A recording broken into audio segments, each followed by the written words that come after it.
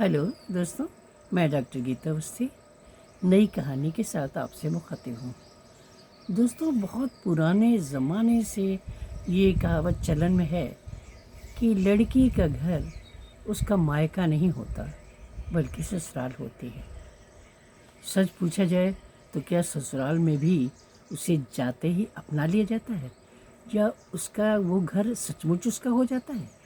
ये बात हमेशा से सोचने लायक रही है और आज भी है। इसी कथानक से जुड़ी हुई एक कहानी प्रस्तुत है, मेरा घर कहाँ है। हाथ चलते जा रहे थे, साथ ही मस्तिष्क भी। कितनी पुरानी बात हमेशा से चलन में रही है और आज भी है कि नारी का घर कौन सा है, मायका या ससुराल। पुष्पा न जाने क्या क्या सोच रही थी। आज बेटी मैत्रेयी को देखने लड़का वो उसके परिवार के कुछ सदस्य आने वाले थे। सुबह से पुष्पा किचन में लग गई थी। बहू अपने कमरे में तैयार हो रही थी। शॉपिंग करने जाना है उसे। अगर बात जम गई तो लड़के वालों को भी गिफ्ट देना होगा। उन्होंने कहा भी है कि वो उसी वक्त अपना फैसला बता देंगे, वो शगुन भी कर देंगे। अगर सब कुछ मनचाहा हो गया तो उसकी मैत्रेयी भी अपने घर की तलाश में जुट जाएगी। पुष्पा को याद है कि बचपन में वो भाइयों की बराबरी करते हुए हर चीज़ की डिमांड करती थी। जैसे कि मेरी सालगिरह भैया की तरह क्यों नहीं मनाई जाती, घर का बड़ा वो बालकनी वाला कमरा उसे क्यों नहीं दिया गया। बड़े भैया तो उसके लिए सैक्रिफाइस करने को तैयार भी हो जाते थे, पर छोटे भैया हमेशा अपनी दबंगता बनाए रखना चाहते थे। बोलते थे, तू यहाँ कमरा मांगती ही क्यों है, अपने ससुराल में जाकर मनचाहा कमरा मांगना। सच कहें तो ये तो तेरा घर ही नहीं है, तेरा घर तो कहीं और होगा। उसे हंसी आ गई थी। कहाँ है उसका तथाकथित घर, वो तो आज तक नहीं ढूंढ पाई। शेखर से शादी के बाद वो एक संयुक्त बिजनेसमैन परिवार में आ गई थी। परिवार में सास ससुर, दादी सास, वो दो बड़े जेठ एक साथ रहते थे। घर सामान्य सा था। दादी सास का तखत बरामदे में पड़ा रहता था। जाड़े में बरामदे को प्लास्टिक के पर्दे से ढक दिया जाता था। सास ससुर के पास ड्राइंग रूम में बेडरूम बनाया हुआ था। सास ससुर ने ड्राइंग रूम को ही बेडरूम बनाया हुआ था। दोनों बड़े जेठ जेठानी को छोटे छोटे कमरे मिले थे जो दिन में स्टोर का काम भी करते थे। पुष्पा के हिस्से में किचन आया था। दिन में वहीं खाना बनता था और रात को किचन साफ करके चारपाई डाल दी जाती थी। दिन में कपड़े वगैरह बदलने के लिए जेठानी का कमरा उपयोग में लेना पड़ता था। वक्त आगे बढ़ता गया और दादी सास परलोक चली गई थी। पीछे पीछे सास ससुर भी चले गए थे। बड़े जेठ ने अपना घर खरीद लिया था और अपना बिजनेस अलग कर लिया था। उनका बेटा सोमेश रेंजर बन गया था। उसकी शादी भी हो गई थी। कुल मिलाकर वे लोग समृद्ध हो गए थे। छोटे जेठ ने देहरी न छोड़ने की बात कहते हुए अपनी इकलौती बिटिया रंजना की शादी कर दी थी। वो स्वयं सास ससुर वाला कमरा ले लिया था। बिजनेस साथ साथ चल रहा था, मगर साथ में वे चार पैसे पोस्ट ऑफिस एजेंट बनकर भी कमा लेते थे। शाम को अपनी स्कीमों के साथ वे अपने क्लाइंट्स के घर के चक्कर लगा लेते थे। पुष्पा का बेटा राजेश पीडब्ल्यूडी में क्लर्क बन गया था। उसकी शादी भी हो गई थी और अब बिटिया मैत्री की शादी की बात चल रही थी। जिठानी अपना किचन अलग कर चुकी थी और बरामदे में अपना खाना बनाया करती थी। राजेश की पत्नी रंजिता से उनकी 2 मिनट भी पटरी नहीं खाती थी। एक छोटा स्टोर रंजिता का बेडरूम था और दूसरा मैत्री का स्टडी कम बेडरूम था। पुष्पा की जिंदगी तो इतने वर्षों से बस रसोई में ही कट रही थी। शेखर के साथ वैसे तो उसे कोई प्रॉब्लम नहीं थी, पर इतना सहनशील होना भी उसकी नज़र में बहुत अच्छा नहीं था। रात को दुकान से आकर वो अपना कुर्ता रसोई की दीवार में गड़ी हुई कीलों पर टांग देते थे। इस बीच वो रसोई साफ करके खाना निपटा लेती थी। राजेश और रंजिता शाम को वापस आते थे और मुंह हाथ धोकर खाना खा लेते थे। सुबह का खाना रंजिता स्कूल जाने के पहले बनाकर रख जाती थी। वो बाहर से हेल्प कर देती थी। शाम को वो खाना बना लेती है और मैत्री हेल्प कर देती है। वो शेखर के साथ बाद में खाना खाती है और बचे हुए बर्तन धो लेती है। इस तरह से पुष्पा की जिंदगी के साथ साथ उसका घर वो कमरे का सपना भी घिसटता जा रहा है। कभी कभी वो सोचती है कि अम्मा अगर जिंदा होती तो वो उनसे ज़रूर पूछती कि मेरा घर कौन सा है, जहाँ मैं पैदा हुई या जहाँ मुझे भेजा गया। मेरी रसोई की दीवारें तक मुझे अजनबी निगाहों से देखती। मायके की तो बात ही अलग है। उसे याद है जब वो भतीजे की शादी में गई थी तो बड़ी भाभी ने कहा था, बहन जी रात को कमरा ज़्यादा ठंडा हो जाए तो बिट्टू से एसी धीमा करवा लेना, आपसे तो शायद बनेगा नहीं। उसने अम्मा की माला पहनी हुई तस्वीर से पूछा था, मुझे ऐसे घर में क्यों बहा था, मुझे ऐसे घर में क्यों ब्याह था। क्या सांवला रंग इतना बड़ा गुनाह है कि जीवन भर घर ही न मिल पाए। पुष्पा के ससुर को उससे कभी शिकायत नहीं थी। वे कभी कभी कहते थे कि पुष्पा बहू, हमें तुमसे कोई भी शिकायत नहीं, न तो तुम्हारे गुण अवगुण से और न तुम्हारे रूप रंग से।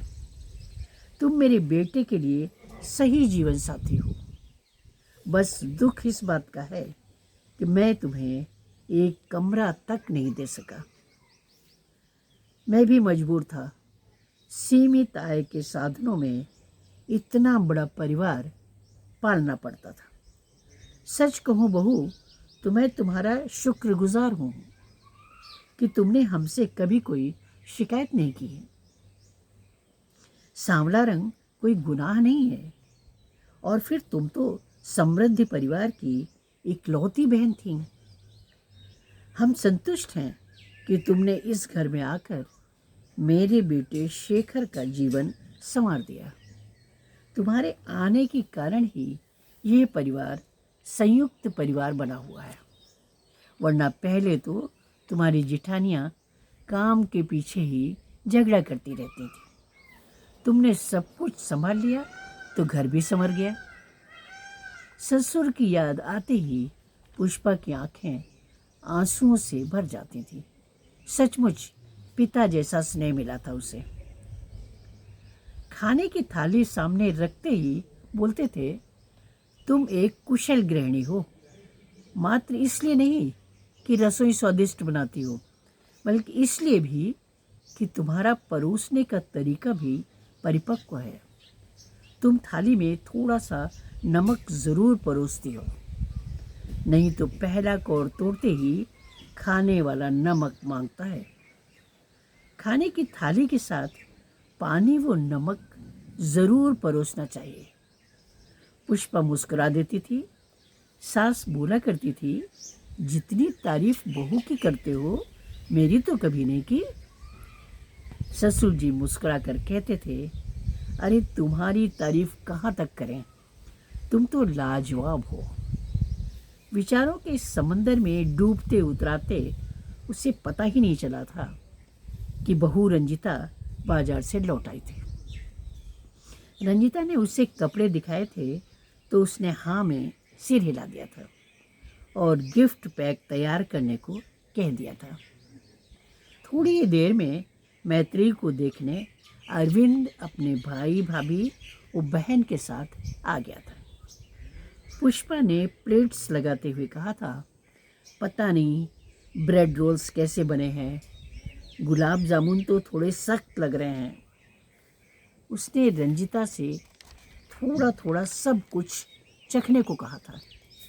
रंजिता ने मुस्कुरा कर कहा था, आपने बनाया है तो अच्छा ही बना होगा। इस बीच मैत्री को उसकी सहेली नीरा ने सजा संवार कर तैयार कर दिया था। गनीमत थी कि मैत्री ने रंग रूप अपने पापा जैसा लिया था, वरना पुरानी दास्तान फिर दोहराई जाती। अरविंद शासकीय स्कूल में टीचर था। उसके पापा हाई स्कूल के रिटायर्ड प्रिंसिपल थे। अरविंद के भाई ब्लॉक ऑफिस में क्लर्क थे। वो बहन भी शादीशुदा थी। अरविंद घर में सबसे छोटे थे। कुल मिलाकर परिवार अच्छा था। मैत्री उन लोगों को पसंद आ गई थी। उन लोगों ने मैत्री को अंगूठी पहना ली थी। हम लोगों ने भी नारियल वो चांदी के सिक्के से शगुन कर दिया था और उनके लिए लाए गए गिफ्ट दे दिए थे। बातचीत के दौरान अरविंद की भाभी ने कहा था, अम्मा जी, हम एक बात स्पष्ट कर देना चाहते हैं कि हमारा घर छोटा सा है।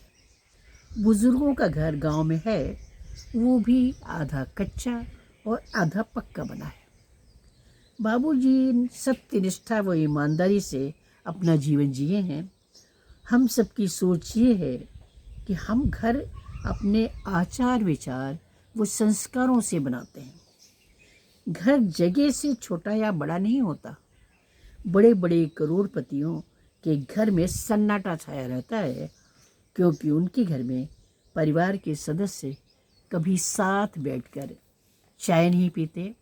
सुबह या रात के खाने का हर सदस्य का वक्त अलग अलग होता है और वो आपस में कभी भी खिलखिलाकर एक साथ हंसते नहीं। उनके घर के सदस्य घरेलू समस्या के बारे में चर्चा कर ही नहीं पाएंगे, हल क्या निकालेंगे जब वो एक साथ कभी बैठते ही नहीं।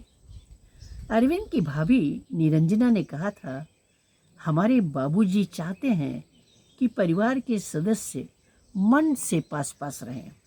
घर छोटे हों या बड़े, फर्क नहीं पड़ता। रंजिता ने निरंजना के पैर छू लिए थे। वो कहा था, दीदी, हम लोग भाग्यवान हैं कि आप लोगों से हमारा संबंध बनने जा रहा है।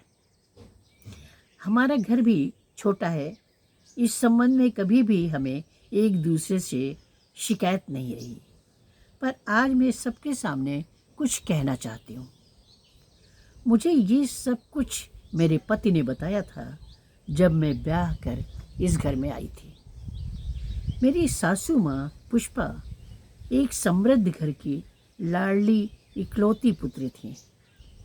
फिर भी उनका रंग सांवला होने के कारण बराबर हैसियत के परिवार में उनकी शादी नहीं हो पाई थी।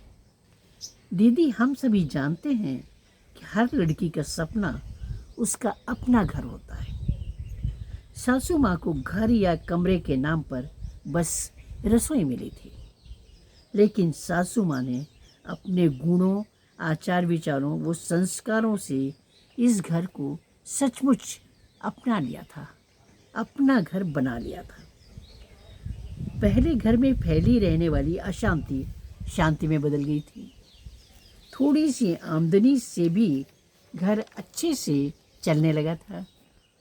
सासू माँ ने कभी भी किसी चाची सास से काम के बंटवारे की बात नहीं की। अधिक से अधिक काम वो खुद पर लेती रही। किफ़ायत से घर चलाया, इस कारण पापा को भी कभी तनाव नहीं हुआ। परिवार के सभी सदस्य खुश रहते थे, इसलिए आपसी प्रेम और सौहार्द बना रहा। माँ ने अपने बच्चों को अच्छी परवरिश के साथ संस्कार भी अच्छे दिए। पुरानी पीढ़ी भी उनसे खुश थी। सासू माँ ने इस घर को सचमुच घर बनाया, न कि मात्र मकान। लड़की जीवन भर नहीं समझ पाती कि उसका मायका उसका घर है या नहीं, क्योंकि वहाँ भी सिर्फ और सिर्फ औपचारिकता रह जाती है। भले ही पूरे जीवन वो मायके के सपने संजोती रहती है, उन सपनों से वो अपने आप को कभी दूर नहीं कर पाती, क्योंकि उसका बचपन वहाँ छूट गया होता है। लड़की झूठे प्रलोभनों में फंसी मायके भागती रहती है, जबकि ऐसे में वो अपनी ससुराल से भी अच्छे से जुड़ नहीं पाती। सासू माँ ने इस प्रलोभन से अपने को दूर कर लिया था और ससुराल को कमियों के साथ अपना कर उसे अपना घर बनाया और दिल से माना भी। सासू माँ ने सबको ये बता दिया कि लड़की का असली घर ससुराल ही होता है और पुराने रिश्ते नए रिश्तों में ढल जाते हैं। आज पहली बार मैं आप सबके सामने, सासू माँ के सामने ये स्वीकार करती हूँ कि अगर सास उन जैसी उदाहरण बन जाए तो हर बहू ससुराल को ही अपना घर मानेगी और उसे ये नहीं पूछना पड़ेगा कि मेरा घर कहाँ है। इस घर की बेटी आपका घर न सिर्फ संवारेगी, बल्कि वो आपकी होकर आपके घर को अपना घर बना लेगी। रंजीता की आंखों से आंसू बह रहे थे। सारे लोग चित्रलिखित से उसकी बातें सुन रहे थे।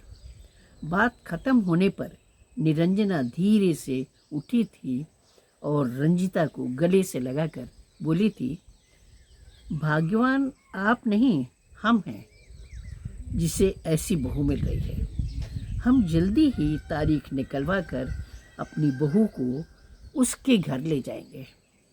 सब लोग मुस्कुराने लगे थे। मैत्री भी मुस्कुरा रहे थे। नमस्कार।